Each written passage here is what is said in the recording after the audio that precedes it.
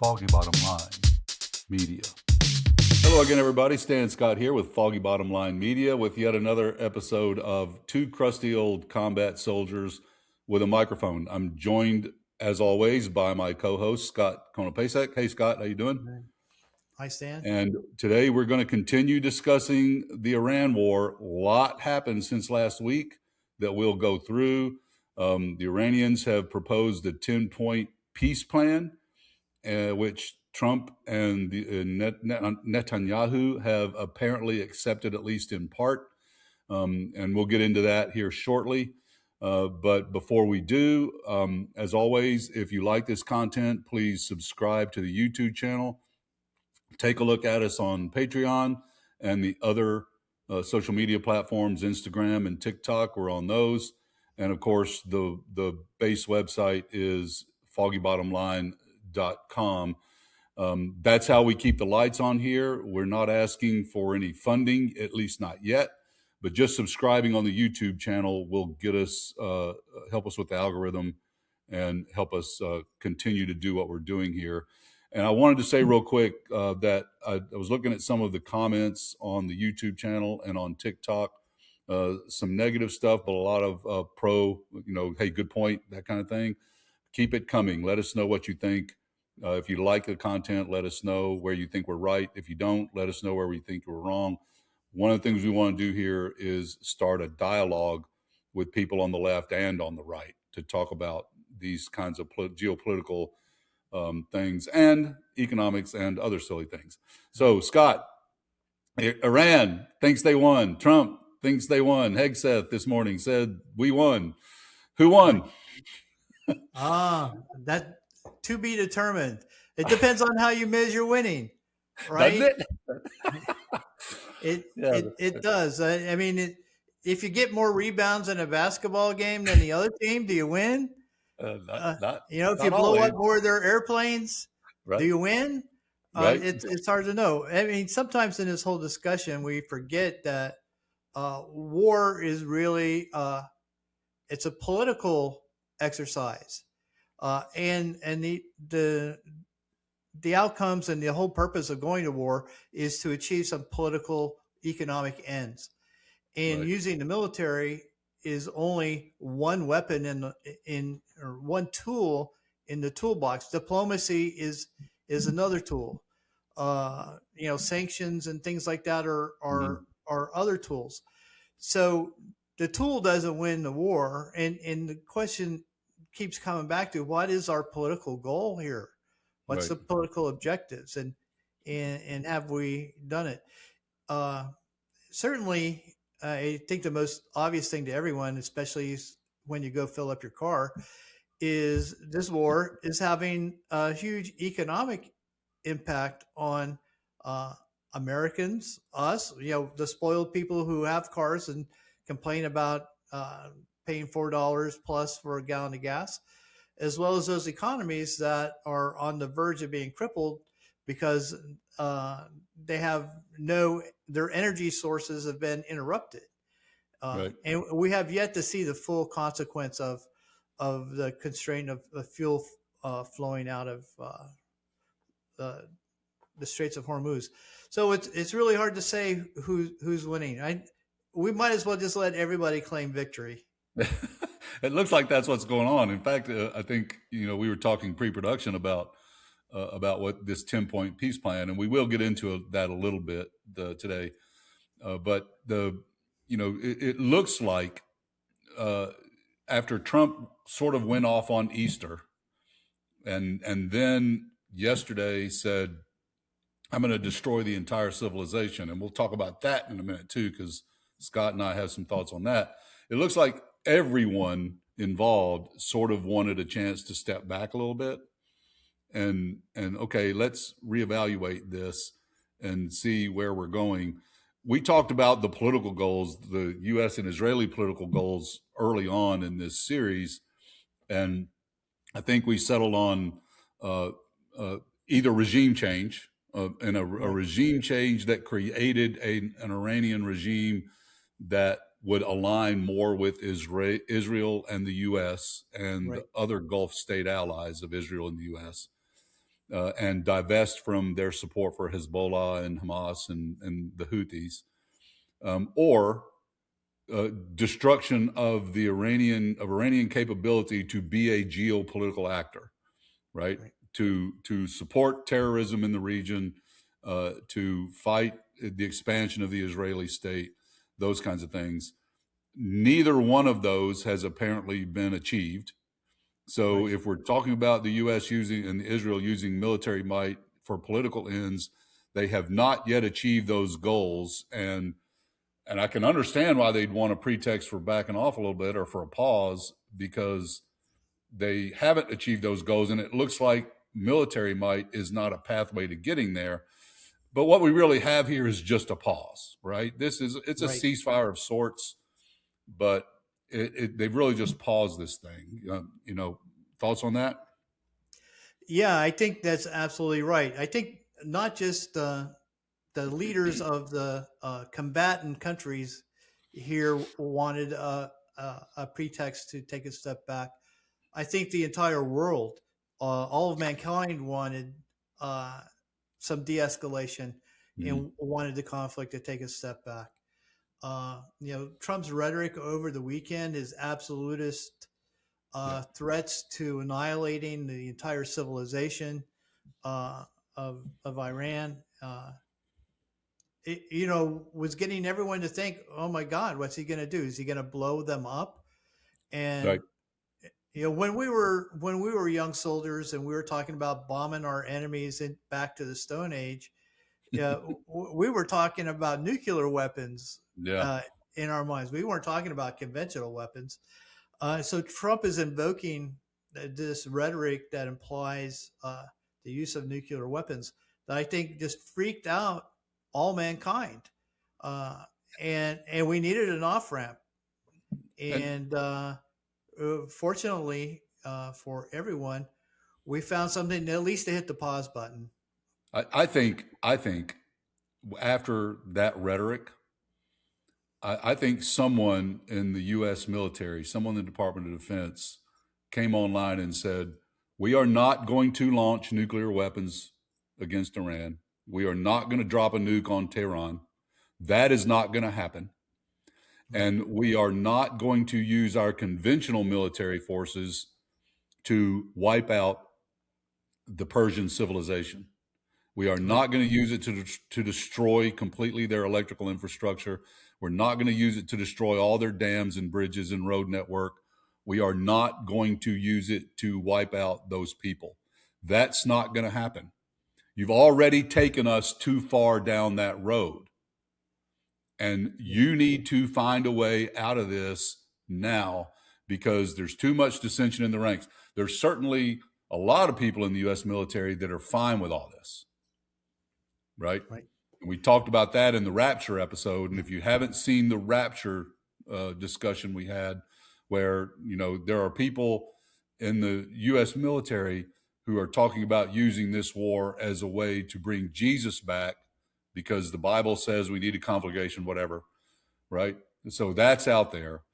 And you see a lot of that rhetoric in American social media, but the cooler heads prevailed and said, no, you need to figure out a way to stop this because we're already getting too close to that.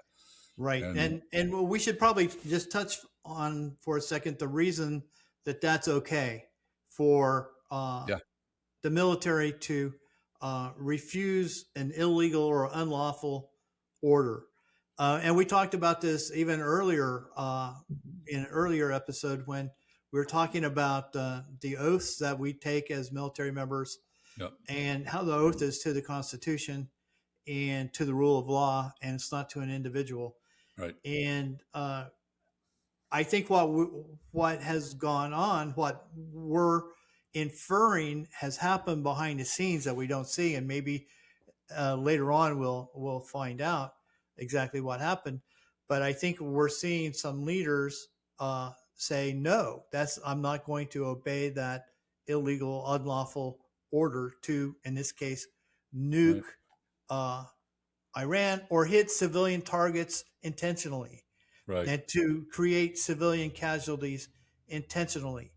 Yeah. Uh, And And I've heard you suggest that that's why the Army Chief of Staff was canned, is that's just because what I was going to say. I think that's yeah why General George uh, yeah was summarily dismissed by Hegseth because he said there ain't no way I'm putting Army troops on the ground in Iran.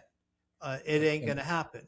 right Uh, so and how, to what extent is this going on? We may never know. But I think you and I are not incorrect in knowing and trusting that there are officers and leaders in the military who mhm. would not uh, follow an order such as nuking Iran and killing the in mass the civilian population.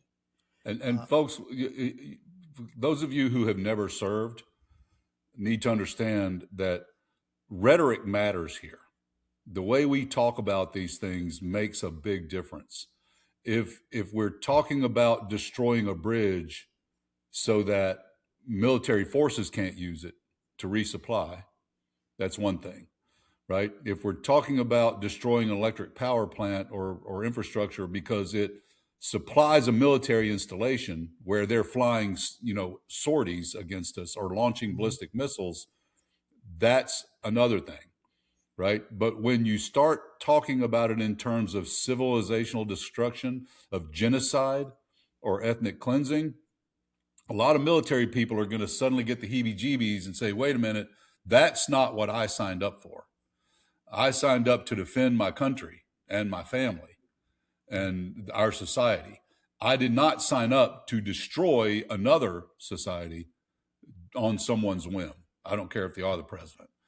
And so and I hate to use this term, but there's we were talking earlier about the black and white thing and how things are usually on a spectrum, and the military is a spectrum too.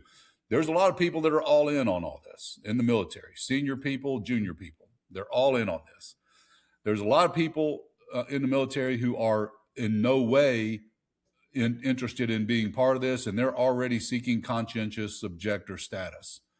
But there's a spectrum in the middle where if you give them plausible deniability, if you say these orders are about interdicting their military forces, they'll bomb they'll bomb the city, right? Right. Uh, happened throughout history. But if you tell them we're going to bomb this city because we want to kill all the people in it, civilians included, they're going to say, wait a minute, no, I'm not doing that. So the rhetoric really mattered here, Trump's rhetoric. And I talk a lot about norms and understandings and the way we think, what right looks like, sort of. Mhm. And this is part of it. Suddenly it didn't look right to some people and they pushed back. At least we believe they did, right? Right. And I think we're right in making that presumption Yeah. uh, because we can't be the only ones who took that oath who take it seriously It took it the way we took it, right? and took it the way we took it. Right, Uh, right. So, and so I saw a headline in a op-ed piece. I didn't read the whole article, but the headline was or the title was provocative enough, and the headline was uh, "We need to build more wings at the prison in Leavenworth because there's going to be a lot of folks headed there, not because they disobeyed, but illegal because orders, they, but because they obeyed illegal orders. right. And at some point in time, how soon we don't know, power is going to transfer to an administration that sees the world differently than the current administration. And Yeah. without calling it retribution, we can call it accountability. That people will be held accountable for their bad behavior uh, during this period of time. Uh, You just put an image in my brain of a very special cell in Leavenworth for Pete Hegseth, where it's mocked up like a TV studio, a Fox News studio, right? And he sits in there believing he's broadcasting, right? yeah. Yeah, and But it's it's got a not going bar in anywhere. the back. It's got a keg of beer in there. It He's never got a runs keg of out. beer in the back. Oh God! That. All right, all right. So what is it? We know what Trump wanted out of this. At least we think we do. He wanted kind of a pause. He wanted a pretext. He wanted to back down from this rhetoric because he took a lot of flack from it, including from Pope Leo. Right. Right. So, and you were saying something earlier about Pope Leo and sort of taking over a little bit of legitimacy from Trump. Yeah. Yeah. So after this weekend and listening to Pope Leo's comments on Easter and yesterday and listening to the stuff that Trump spewed out on Easter and his behavior, it occurred to me that the mantle of leader of the free world may have been transferred from one American to another American, from our president of the United States to Pope Leo, who has exhibited to word and action and deed the kind of Right. leadership that we've always expected out of Right. American presidents. Yeah. Yeah. And I think this administration, not just Trump, but this whole administration has squandered the goodwill, the leadership, the moral authority, the moral leadership that the United States has enjoyed and the world has Right. counted on since the end of World War II and maybe even earlier.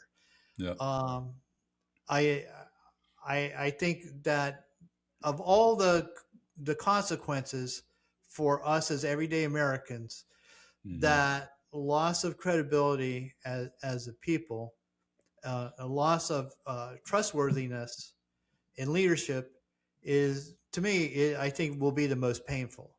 Uh, Absolutely agree. And you know that you brought to mind there with that little thing. You brought to mind the concept of credible commitments in international relations theory, right?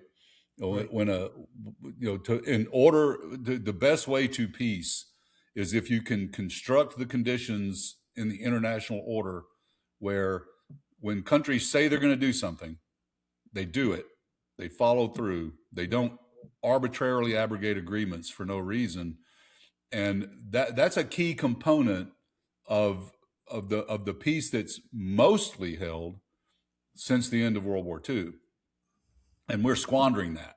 The one of the key things Donald Trump has destroyed is the ability of the United States to make credible commitments both to allies and to opponents. right, Right? We are going to back you up, ally. We will be there for you if you need it. Right? And that helps create the conditions where they'll be there for us, like when we needed them in the first Gulf War.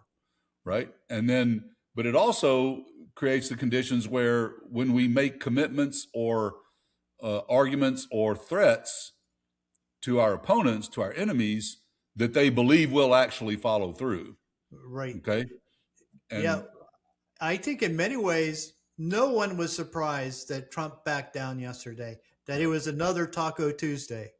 right. Uh, that's the only thing that Trump can be trusted to do is to chicken out at the Yeah. last minute, to raise the stakes and then fail to perform. Right. And then 2 weeks is this indeterminate period of time for Trump that he always invokes. 2 weeks, 2 weeks Right. this, in 2 weeks I'll release my tax returns. In 2 weeks this, and he just In 2 weeks, I'll have a it's health care plan. yeah, it's just like 40 days and 40 nights. It's this Right. indeterminate period of time. We're, And we're, he's done it again. And that's the only thing that the world has learned that they can count on from Trump. yeah. And he's lost that unpredictability that he so carefully says that he's cultivated. So no one knows what he's really going to do. But no, the world and the Iranians have really opened everybody's eyes because they Mhm. haven't backed down, they haven't blinked, and they've made Trump blink. And here we go, Taco Tuesday. Well, you've kind of come full circle when you're so unpredictable that you get to be predictable. That you become predictable. Yeah. Right? I'm just so unpredictable that after a while, it's like, yep, he's unpredictable, but in only one way. He'll always Right. back down, right? Yeah. So, Well, and I think the markets and the price of oil and stock markets have caught on to that too. And they go through this cyclical uh, cycle where things get ratcheted up, but then they go, well, he's going to chicken out, so we're going to expect that, anticipate that, yeah. and that's going to be we're going to factor that into our decision making. Well, they're Uh, spiking today. The markets are spiking today. Oil's down. The markets they're approaching back to where they were before all this started already in one day, up 3% ish, a little less than that so far. So not quite back, but definitely spiking. Someone's confident that this is going to hold. I'm not, which is one reason I'm not heavy in the stock market. But so let's briefly, or at least at some level, look at these 10 points, because folks, what happened here? Trump went crazy. He started talking about destroying Iranian civilization, and then the Iranian government basically said, "Okay, we'll talk about this, and here are the 10 points we need to get. This is our plan. This is our proposal." And, you and I, Scott, we predicted that a diplomatic solution was the only way out of this. right. And we don't have one yet, but we predicted that some third parties will kind of come to Trump's rescue and present a plan. It turns out to be Pakistan and not Europe, although I suspect the NATO countries were involved in these discussions. I suspect China and Russia were also in the background part of this discussion, but officially it's Pakistan that said, "Hey, we'll be the intermediary," right? And these are the 10 points that we think and the Iranians would like to see. And I think just to start with the one that's going to be the hardest to get is basically an understanding that Iran has a right to continue to process nuclear materials for civilian purposes, right? Nuclear power plants. Okay. And that was really one of the whole points of starting all this. Trump said, we can't let them have a nuclear weapon. And it's not clear why he started it again in, March, at the end of March, when he supposedly obliterated all of it in February, but apparently not. So we had to go back in. But what do you think? Do you think Israel and the U.S. will be able to accept this? I mean, this was the basis of the JCPOA back in the Obama days. Yeah. Well, it defies logic that Trump would agree to any of these. I think his quote was that without agreeing to the principles, he made the comment that there's enough here to work with, and I'm not sure which parts he was talking about. But just looking at these points, and maybe Stan, before we talk too much more about it, you could kind of walk everybody through what they are.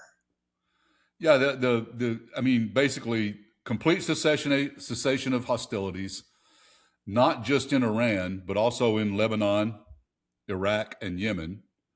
And this presumably would include Gaza, although, and folks, here's the hard part about running this down, and that is it's kind of difficult to find an official version of this. There's at least two versions: a Farsi version the Iranians proposed, which includes the nuclear materials right. The English language version does not. A lot of this is you get it in bits and pieces in different articles, but working with a BBC report that that listed the 10 points in some official way. Cessation of hostilities, complete cessation and permanent cessation of the war on Iran with no time limit. So basically an agreement that we'll never bomb them again, ever, ever, ever. Right. Right. ending all conflicts in the region in their entirety, reopening the Strait of Hormuz, but with a caveat. It looks like Iran is proposing that they'll reopen, but they'll charge a toll, a $2 million toll per ship that they would split with Oman. And the point here is to pay for the reparations, basically pay to rebuild all the stuff we blew up, right? It's creating an agreement for securing the Strait of Hormuz and free navigation through it, which would presumably include this toll, lifting the sanctions on Iran, returning any frozen funds to Iran. And this will be a sticking point because one of the key criticisms of the original JCPOA that Obama negotiated was that it unfroze those some of those funds, assets, those Iranian funds. Yeah. And correct me if I'm wrong, Scott, but this is when you hear the right wing in the U.S. today say Obama gave them billions of dollars, that's what they're talking about. Flew in right? planes full of pallets of money and paid off gave it to the Iranians. So what we actually did was let them have access to their bank account, to their own bank accounts, bank account, right? So, the release of Iranian funds and frozen assets, and Iran fully commits to not seeking possession of any nuclear weapons. Which, by the way, and this is an important point to make, the Iran's leader that we killed, the Ayatollah Khamenei, this guy had issued a fatwa against nuclear weapons. He had a religious commitment that nuclear weapons are a sin and the Iranian state should not have them. Guess what? His son, who took over, doesn't agree with that. So we actually killed the guy who had told Iran's secular leaders or military leaders, you don't get a nuclear weapon. Allah doesn't want you to have one, right? They're against Islam. Nuclear weapons are against Islam. You can't have them. That seems to be kind of an error on our part. And then an immediate ceasefire on all fronts immediately upon approval of these conditions. So those are the 10. And I guess you can break these down into stop the fighting, both in Iran and elsewhere in the region, right? Restore Iranian funds and lift sanctions, okay? Reopen the Strait of Hormuz with some sort of kind of protocol and mechanism for sort of using that to help pay for rebuilding Iran. And then Iran gets to continue processing nuclear materials, but not to make a bomb. Right. And if you look at what this situation was, the status quo ante, all of these things already existed. So Iran is getting a restoration of the situation prior to the war. Right. So there's no real penalty in here for Iran for the war. And in fact, arguably, you could make the case that they come out even better because prior to the war, it was just taken for granted by the international community that there was free transit through the Straits of Hormuz. Right. There was no toll. There was no interference. There's nobody trying to control the access. Right. But here in these points, explicitly, Iran gets the authority to manage the passage through there to restore the flow of oil. So it puts them in a more powerful position politically and economically and arguably militarily than what they were before the war. And by the way, this agreement, if it goes through, if we agree to all this, it is not as good a deal as the JCPOA that Obama negotiated and Trump tore up, because it does not include people on the ground monitoring Iran's nuclear program. It does not include free passage through the strait without a toll, right? So we went backwards. Right. Yeah, and I think this is kind of a reflection of the fact that we really had no goals or purpose Right. when we did this. There wasn't at least any clear goals or objectives, uh, because what we have tentatively agreed to in accepting these principles as a starting point uh, completely undoes the rationale that's been given for why we did this in the Right. first place. Right. So diplomatically, and now we're at a place, presumably, where hostilities will stop for 2 weeks. Right. We'll stop the bombing. We'll see. Maybe Yeah, we'll that's what we see. agreed to. Israel has already bombed Lebanon. They've continued operations in Lebanon. So if that's And they supposed to be said they're part of not this going to be, deal, yeah, they're not going to yep. be bound by this. Well, we'll Uh, get to that here in a little bit. But one of the things I wanted to bring up on it, because now presumably hostilities will stop for 2 weeks while they talk about this. We negotiate this. And I think one of the big problems we had at the outset was that we had amateurs negotiating with Iran from the jump before this started, right? Jared Kushner and Steve Witkoff, right? Neither one of them has any kind of an understanding of any of the region's history. Neither one of them understands the development of nuclear weapons and what that kind of progress would look like if Iran was or was not moving toward that, right? And my understanding is that Iran offered a better deal than this and a better deal than the JPCOA before the February 28th bombing. And Jared Kushner and Steve Witkoff were too stupid to realize that they were getting a good deal. right. So they said no, and the bombing started. So we need professional negotiators in there this time. So when we get to the what to watch for part, right? And I've got some thoughts on this that I'll share at the end. But when we get to the what to watch for part, one of the things to watch for is who is negotiating this with Iran. Because if Right. it's Kushner and Witkoff, then it looks a lot more like Trump just wants to negotiate some kind of deal that'll put money in his pocket. So he'll be like, "Oh, this is a great deal if I get part of that 2 million from the tolls."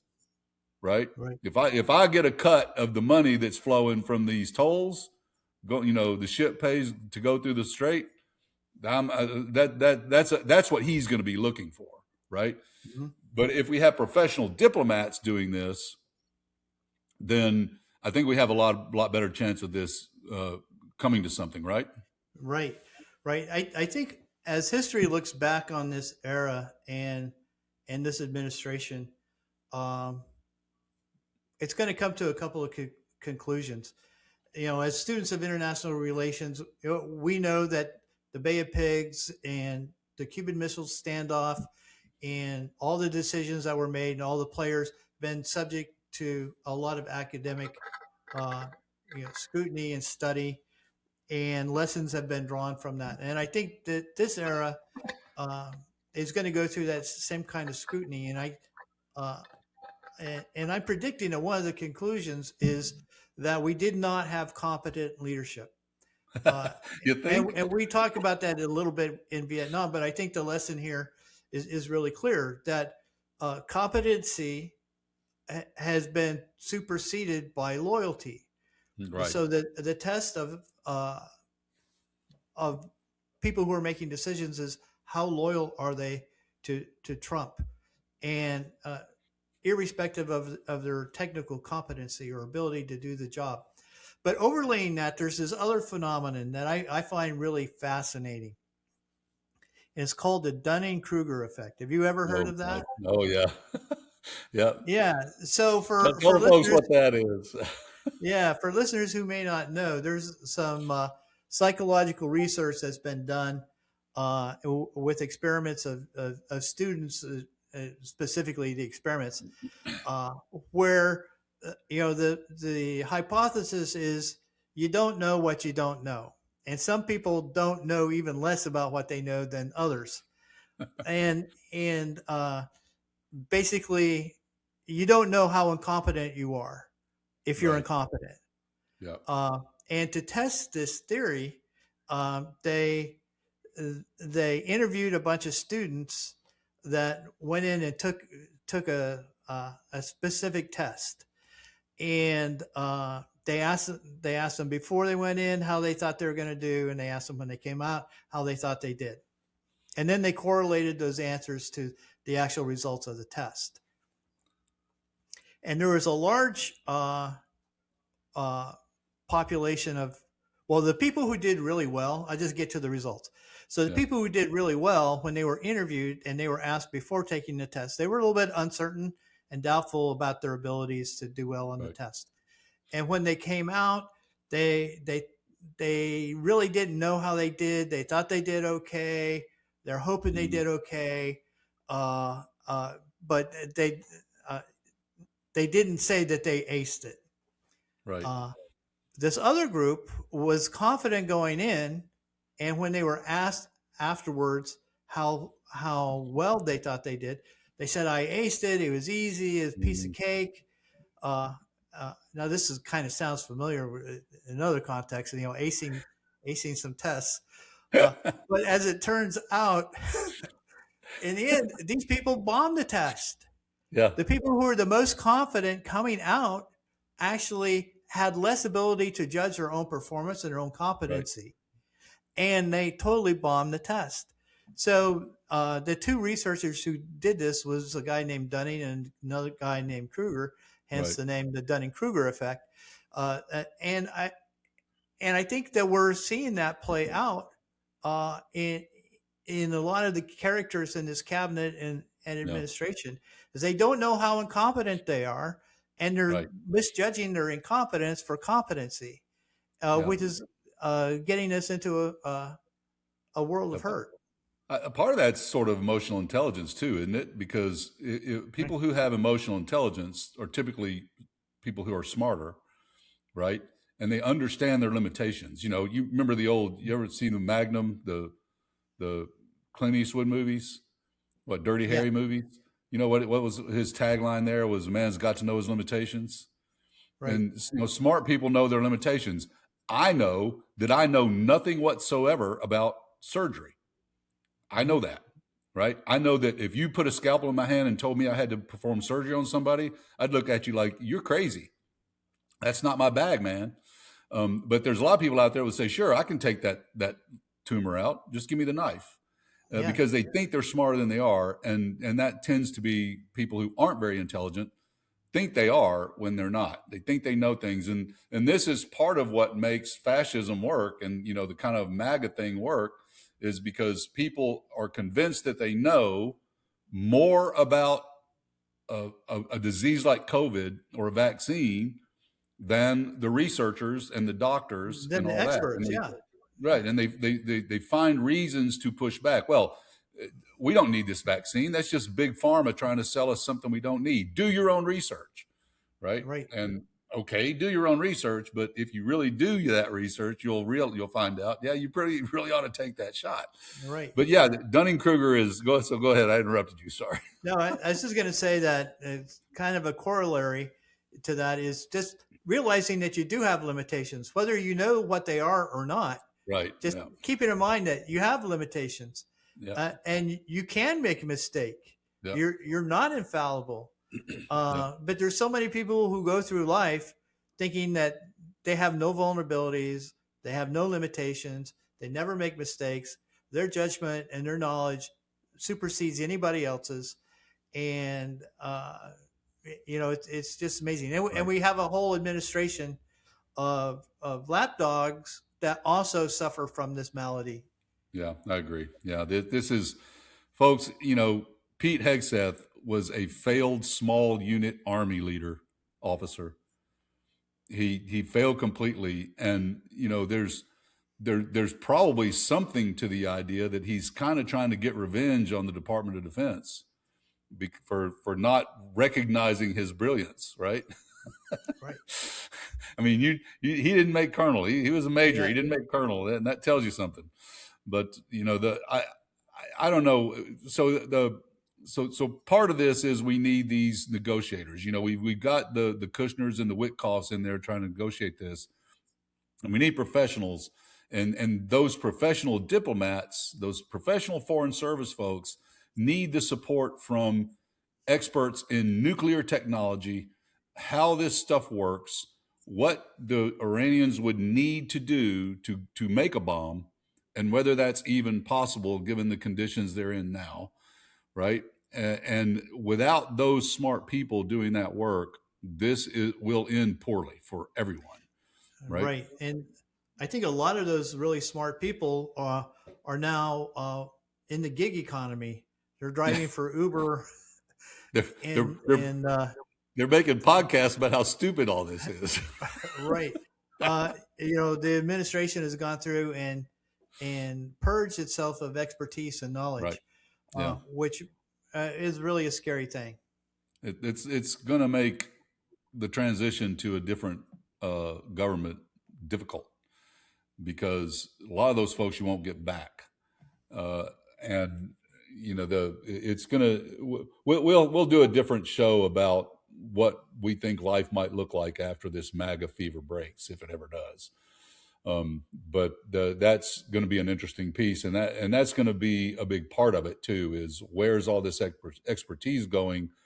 And to the extent any of them went into the private corporate world, and now they're making 3 or 4 times what they were making as a government expert, is there a way to get them to come back? There may not be. So the second thing that diplomatically that I wanted to kind of touch on and get your thinking on, Scott, is where's Israel in all this? A lot of people think that the only reason we went down this road in the first place was because Israel either conned Donald Trump into it, or they've got something on him from the Epstein files, right?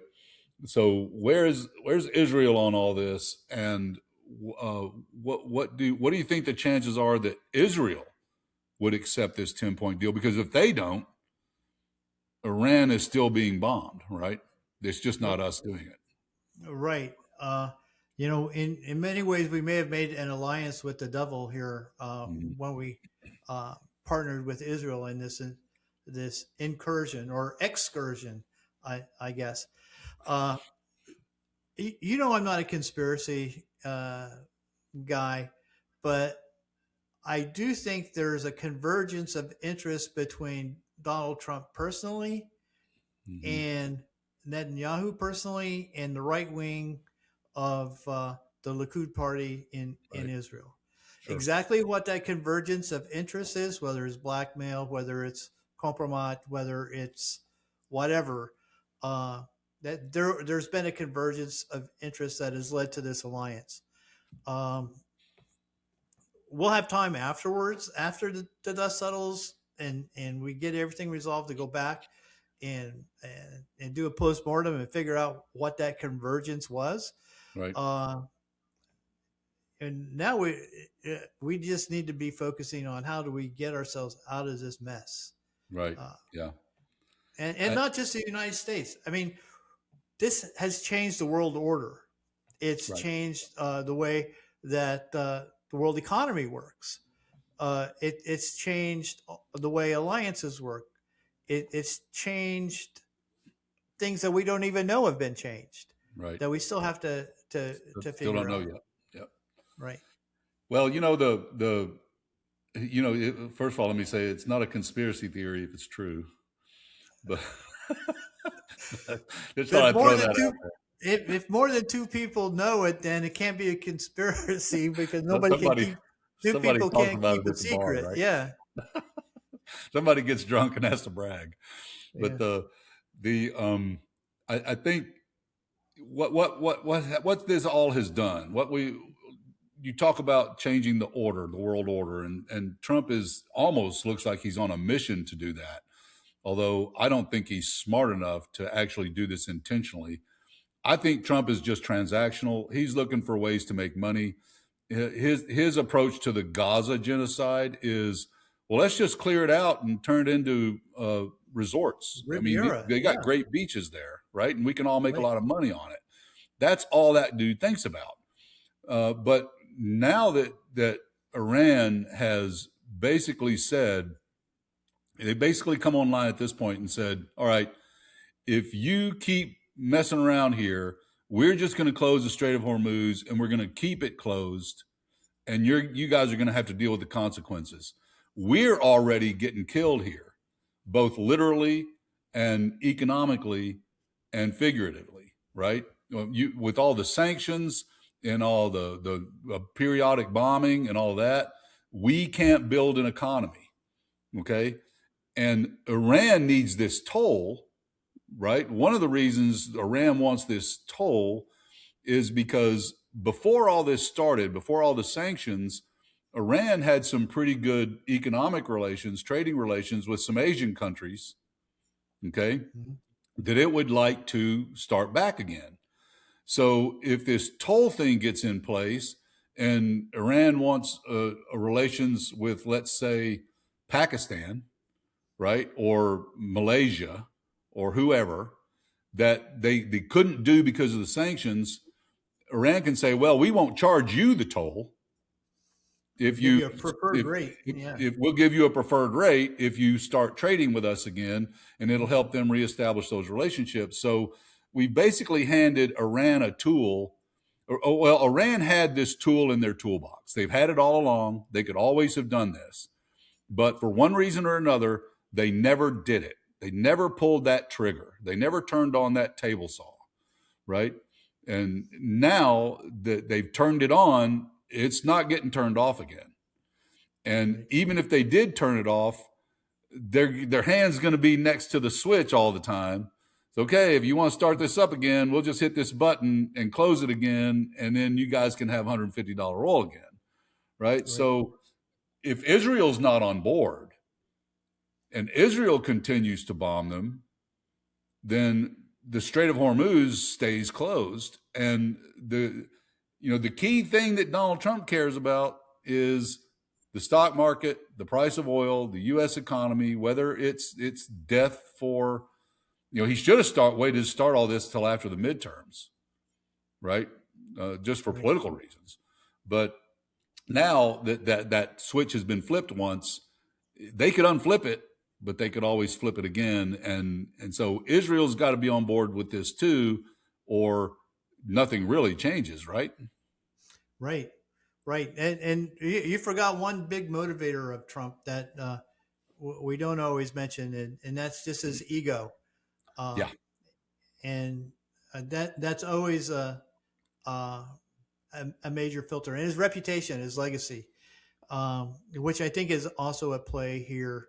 And I've heard one explanation that the reason that he agreed to do this in the first place, when Israel told him about all these leaders being in one place and they could be all taken out, is he thought, oh, all these other presidents failed to end the Iranian regime. I can do it. And I can get credit, and I can have this great legacy. And I think that was one of the things that tipped him to doing this. And, and that kind of raises two questions, which is, first of all, how can Iran frame this? I mean, we're already seeing media reports that Trump is getting played, right? Right. And that's not going to play well for him. Like you said, his ego is what matters to him, part of it, and the transactions, the money. But Iran, to make this work, Iran needs to get what they need and want without making it look like Trump caved, right? Because reports that Trump is caving after all his, Armageddon rhetoric will not play well, will not keep him on board. But it also means that Israel has a key tool to keep Trump in the fight. And that is, they played you, man. Those Ayatollahs, man, they're totally playing you. They're gonna work on their nuclear weapon. They're gonna keep the strait closed. They're gonna charge $2 million a ship, and you're not gonna get a nickel, right? Right. And they're gonna build the beach resort themselves, and you won't be able to charge anybody fees, right? So you need to stay in the fight with us, or you're gonna look like an idiot. Yeah. So I'm giggling a little bit, because that's an interrogator approach. Is that right? Yes. It's called P and E up, pride and ego up, or P and E down. Yeah, Uh, and people are really responsive to that. It's a I bet. technique for manipulating people. Yeah. Trump has really put himself out there as someone that is easily flattered and manipulated, So, um, so how which do is you part like of your? his predictability, I guess. Yeah. How would you like your chances of getting Trump to talk if you had to interrogate him? Uh, Talk about what? Epstein? I guess that was a tough Yeah. question. So, yeah. Well, if I was interrogating Trump, what I really want to know is what does Putin have on him? Right. Uh, because the way that we've been doing this war with Iran, and the rhetoric accompanying it, and targeting civilians and infrastructure, it's just copying what Putin's been doing in Ukraine for the Yeah. last 3 years, Right. 4 years. Mm-hmm. So in many ways, Trump has adopted Putin's MO, his method of operating. Yeah. Now, why is that? Why, what's the connection, and why? I know I'm changing the subject a little bit, going a little bit different direction, but uh, since you asked what I would interrogate him about, that's what I want to That's know. what you want to know. That's the dark secret you try to Did you uncover. really What? get a golden shower when you were in Moscow? I tell you what, I'm convinced he did, Yeah. because I mean it's plausible, and if someone said that about you, I'd say no, that's just not plausible. Captain Kirk would never do that, and Scott Pasek would never do that. But the and you mentioned Ukraine, and real quick, as we start wrapping this up, I want to mention one underappreciated aspect of all this, and that is the extent to which Ukraine is helping Israel and Trump with their expertise in drones.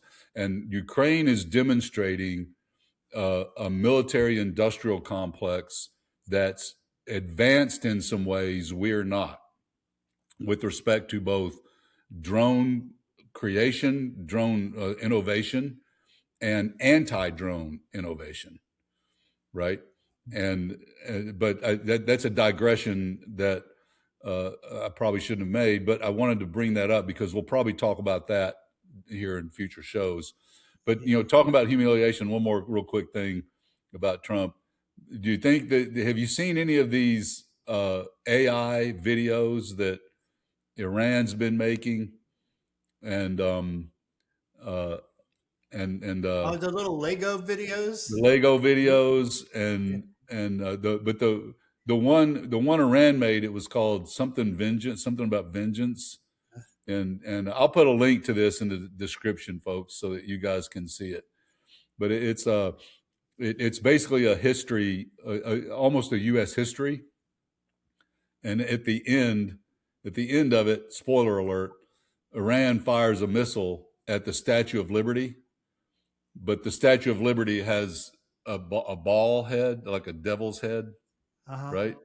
And so it's like you're the real evil empire, and because it goes through the history of the American Indian, indigenous tribes, and Right. that genocide and Slavery slavery and and race. Yeah. Yeah. and all of that, and Vietnam. There's a Vietnam component, and folks, I wonder who will write the book on this. I wonder who will write the what you were talking about incompetence before.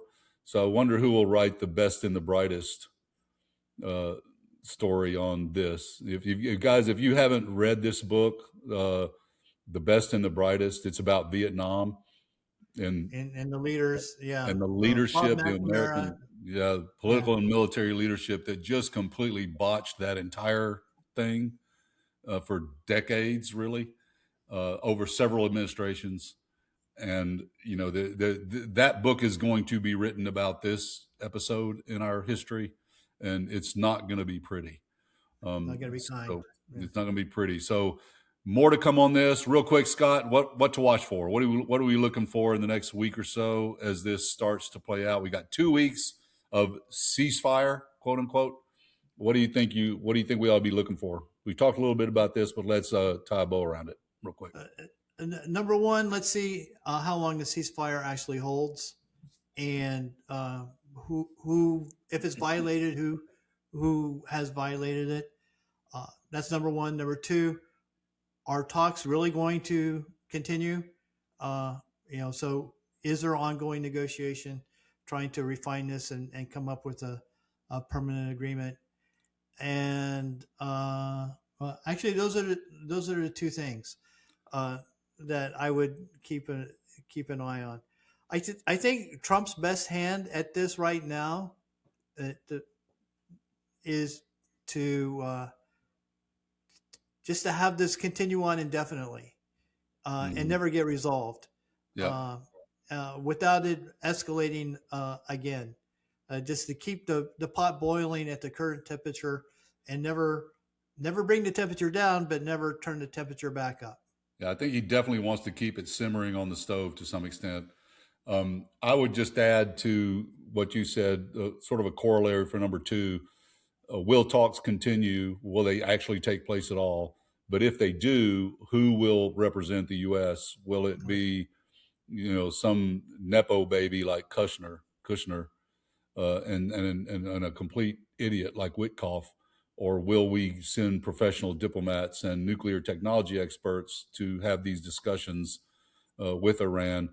And then another thing I would suggest we watch out for is, how does Israel respond to all this, right? Do they try to talk Trump out of it? Do they try to play to his ego? Or do they buy in some way? And then finally, does the Strait of Hormuz actually open? And if it does that come with some sort of tolling or conditions where Iran gets to decide who goes through?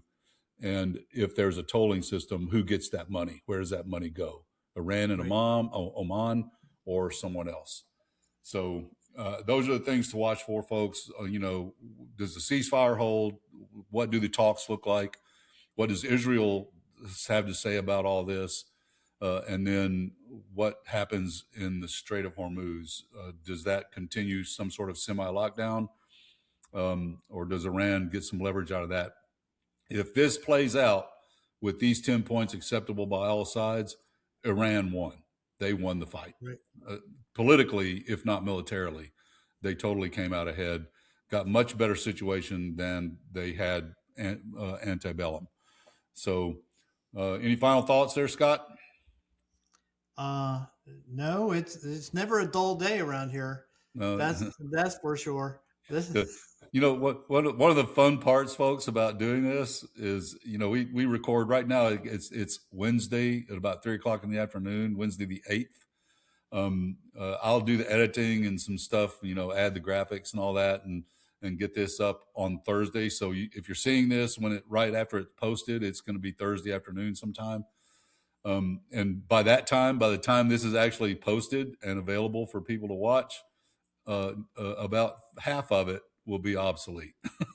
Or we'll have a lot of new material for the next episode. We'll have a lot of new stuff for next time. And folks, next time we do want to do some stuff on the redistricting referendum here in Virginia. So we're going to be working on that early this week or early next week to try to get that out next week before that referendum on the 21st. If you live in Virginia, don't forget to vote. The early voting has started, and the last day to vote is April 21st. I'm voting yes and recommend you do. Scott, I won't speak for you, but I suspect you're a yes on this as well. But however you feel about it, do exercise your franchise. Everyone should vote and make their voice heard on that, right? As on everything. So, folks, this is Stan Scott with Foggy Bottom Line Media. You can find us at www.foggybottomline.com. I'm on Patreon. We're on Patreon, YouTube, TikTok, Instagram. We're looking at other platforms. We've got more content coming, and we hope you'll subscribe, hit the little bell so you get notifications, and send us a comment. Let us know what you think. Let us know how we can improve. Let us know if there's something you'd like for us to talk about, whether it's geopolitics or other silly things. And we want to try to deliver content that's valuable to you folks, and that does more than just make us feel good about yelling into the void. So, Scott, appreciate you jumping on. Thanks as always, my friend. My pleasure. We'll see you soon, folks. This is Stan Scott with Foggy Bottom Line Media. One more episode of Two Crusty Old Combat Soldiers with the Microphones in the Book, and my fellow crusty combat soldier, Scott. Thank you, sir. Appreciate all your help. Yeah. Right. My pleasure. My honor. Take care. Carry on. Carry on. This is Stan Scott with Foggy Bottom Line Media, and we are out here.